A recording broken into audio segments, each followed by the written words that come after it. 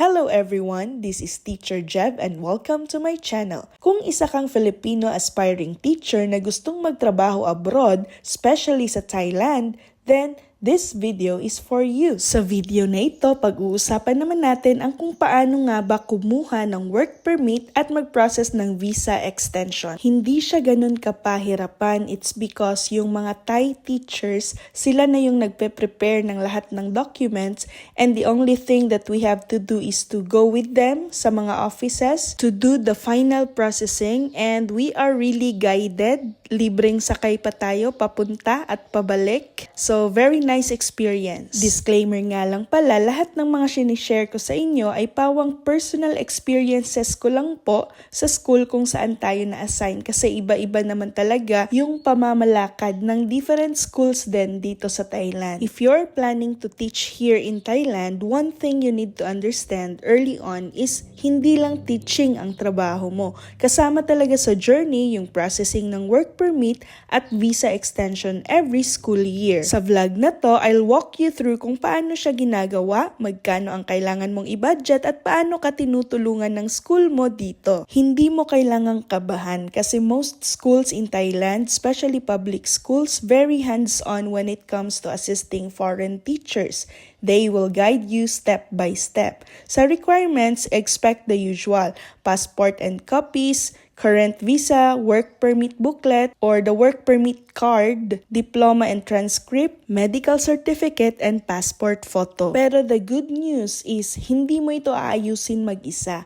May assigned na Thai teacher or admin staff na tutulong sa'yo. Sila na ang bahala sa Thai documents, forms, at coordination sa offices. Now, let's talk about the budget kasi ito talagang pinaka-concern ng karamihan. So, today is our schedule for the renewal of our work permit. And before that, nakapagbayad na kami ng paunang 100 Thai baht for the processing fee and 3,010 baht for the whole work permit fee. All the payment will be done online and the Thai teacher who is assigned to do that online will just ask you to pay the exact amount. So I paid a total of 3,110 Thai baht for the work permit. I-add na lang din natin yung 200 Thai baht na fee for the medical certificate kasi kailangan siya in order to get a work permit or in order to renew a work permit. So all in all, you have to prepare around 4,000 to 5,000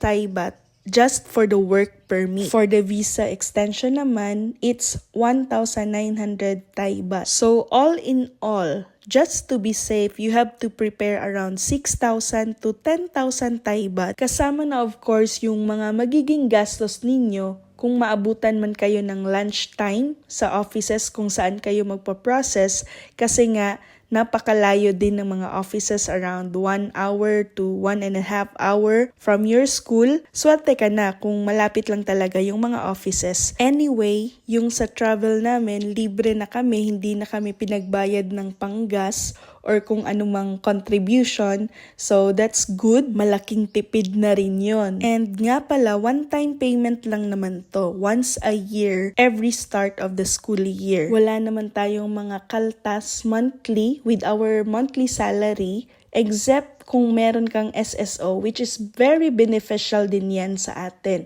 Around 900 Thai baht per month lang. And the rest, wala kang ibang babayaran. Yung SSO dito sa Thailand is parang PhilHealth plus SSS na napakadali lang makuha yung mga benefits. Sa katunayan, every Friday kaming nagpapamassage sa designated hospital kung saan kami na-assign with the SSO. Kasi kung wala kang SSO, magbabayad ka ng 250 Thai baht. With the SSO, pwedeng-pwede kang maka-avail ng libreng check-up, libreng mga gamot, at kung ano-ano pang benefits. So, thank God kasi we're done na with the work permit. This is already our day 2 and we are heading to the immigration office to have our visa extension and that's around 1 hour travel. So, nakalibre na naman tayo ng sasakyan and nga pala, this is electric car. So, wala talagang gastos for the gas dito. Ito nga palang nagda-drive, very kind talaga. Siya yung head namin sa Foreign Language Department. So, salitan sila at siya naman yung naka-assign ngayon na samahan kami dito sa Immigration Office ng Yasuton Province. So, you don't have to worry kasi hindi ka talaga pupunta mag-isa. May kasama kang Thai teacher who will guide you in the whole process. Sila ang kakausap sa mga officers, magsasubmit ng documents, at magsasabi sa iyo kung anong next step. Basically, your role is to double-check your details, sign documents, and follow instructions. So, after everything is processed, you'll get your updated visa stamp, your renewed work permit, and honestly, that feeling of relief is real. Kasi once you have those, you're officially ready for another school year. So we just arrived here in our school. Ayan. So wala talagang tao kasi nga wala ng class. It's already summer vacation, and now that we already have our documents ready for the next school year, then we are ready na din sa aming summer vacation na wala na kaming iisipin pa. Pwede na tayong makiselebrate sa Songkran Festival. So that's it. Kung may mga questions ka pa, feel free to ask and comment down below. At kung nakatulong sa'yo ang video na ito, baka pwede namang makisuyo ng isang like and subscribe ka na din para updated sa mga latest videos. You can also suggest kung ano yung mga topic na gusto mong gawan ko ng video. Thank you so much for watching!